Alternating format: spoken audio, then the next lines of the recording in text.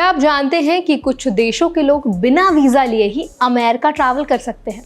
जी हाँ, सिर्फ एक ऑनलाइन परमिशन लेकर वे सीधे अमेरिका पहुंच सकते हैं और 90 दिन तक वहां रुक सकते हैं। इस वीडियो में हम आपको बताएंगे कि वीज़ा फ्री एंट्री होती क्या है, इसमें कौन कौन से देश शामिल हैं, भारत क्यों इसमें नहीं है, ESTA नाम का ऑनलाइन परमिशन सिस्टम कैसे काम करता है और इसके फ़ायदे क्या हैं और लिमिटेशंस क्या हैं, उन पर भी बात करेंगे।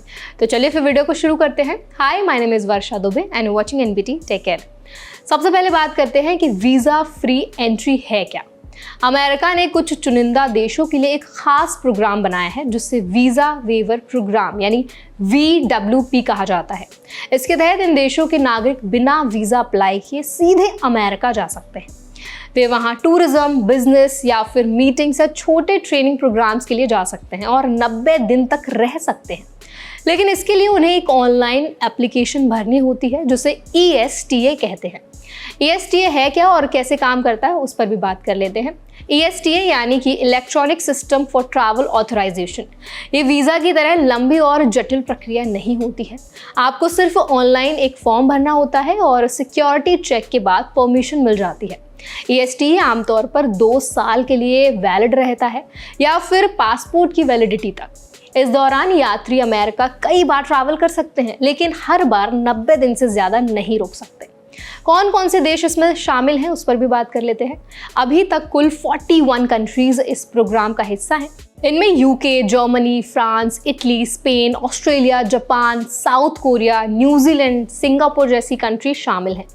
इन देशों के नागरिकों को अब अमेरिका जाने के लिए वीज़ा इंटरव्यू या लंबी अपॉइंटमेंट प्रोसेस से नहीं गुजरना पड़ता। बस ESTA लेना पड़ता है और वो सीधे US की फ़्लाइट पकड़ सकते हैं। अब बात करते हैं कि इंडिया इस लिस्ट में क्यों नहीं है।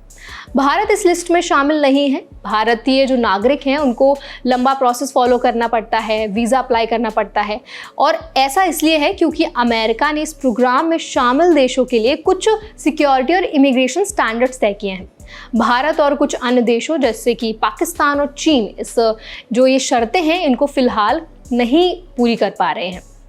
खबरें आ रही हैं कि अर्जेंटीना को फिर से इस प्रोग्राम में शामिल करने की तैयारी चल रही है। अगर ये फैसला होता है तो अर्जेंटीना के नागरिक भी बिना वीज़ा के अमेरिका जा सकेंगे। ये दिखाता है कि अमेरिका समय समय पर देशों की स्थिति देखकर बदलाव करता रहता है। अब इसके फ़ायदे क्या हैं, उस पर भी बात कर लेते हैं। वीज़ा वेवर प्रोग्राम का सबसे बड़ा फ़ायदा ये है कि इसमें वीज़ा अप्लाई करने की झंझट नहीं होती, ना इंटरव्यू, ना लंबा इंतज़ार। इससे ट्रैवलर्स के लिए समय और पैसे दोनों की बचत होती है। खासकर टूरिज्म और बिजनेस ट्रिप्स के लिए बहुत ज़्यादा ही कन्वीनियंट होता है। लेकिन इसकी कुछ लिमिटेशंस हैं, जैसे कि ध्यान देने वाली बात यह है कि ESTA सिर्फ शॉर्ट विजिट के लिए है। यानी अगर कोई अमेरिका में पढ़ाई करना चाहता है, नौकरी करना चाहता है या लंबे समय तक वहाँ रहना चाहता है तो उसे सामान्य जो नॉर्मल वीज़ा है वो लेना ही पड़ेगा। ESTA सिर्फ टूरिज्म, बिजनेस और छोटे ट्रेनिंग प्रोग्राम्स तक ही लिमिटेड है। भारतीय नागरिकों के लिए खबर थोड़ी सी निराशाजनक हो सकती है क्योंकि उन्हें अभी भी अमेरिका जाने के लिए वीज़ा की पूरी प्रोसेस से गुजरना पड़ता है। हालांकि अगर फ्यूचर में भारत अमेरिका सिक्योरिटी और ट्रैवल स्टैंडर्ड्स पर खरा उतरता है तो पॉसिबिलिटी हो सकती है कि भारत भी इस लिस्ट में शामिल हो जाए।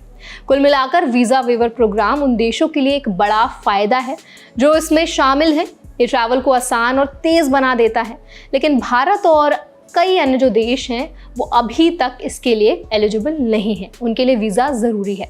इसीलिए अगर आप इंडिया से हैं और अमेरिका जाने की सोच रहे हैं तो ESTA का फ़ायदा आपको नहीं मिलेगा और आपको नॉर्मल वीज़ा जो है वो पूरी उस प्रोसेस से गुजरना पड़ेगा।